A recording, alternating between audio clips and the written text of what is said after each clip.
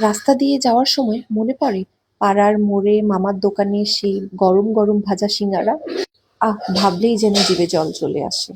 তো বর্তমানে আমার আর আমার মেয়ের খুব বেশি সিঙ্গারা খাওয়ার ক্রেভিং হচ্ছে। তো বাইরে থেকে কিনে নিয়ে এসে খুব বেশি একটা খাওয়া হয় না। তাই ভাবলাম যে বাড়িতেই বানিয়ে নিই একটু হেলদি ওয়েতে সিঙ্গারা।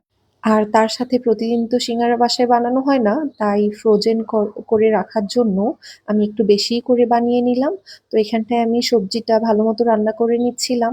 বাসায় কলিজা ছিল না, নয়তো আমি কলিজা ব্যবহার করি। তো এখানটায় আমি কিছুটা চিকেন দিয়েছিলাম। আর এই সবজিটা কিন্তু শুধুমাত্র সিঙ্গারার জন্যই না, এই সবজিটা আপনি পোলাও বা ভাতের সাথেও খেতে পারেন, অনেক মজা হয়। তো সিঙ্গারা বানানোর পদ্ধতি কি আর দেখিয়ে দিব, নিশ্চয়ই আপনারা সবাই জানেন। তারপরেও দেখিয়ে দিচ্ছি।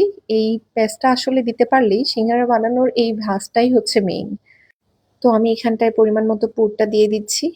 আর ভালো মতো চেপে চেপে বন্ধ করে দিতে হবে। তো আমি সবগুলো সিঙ্গারা রেডি করে নিয়েছিলাম আর এইভাবে প্লেটের মধ্যে ছড়িয়ে ডিবে রেখে দিয়েছিলাম।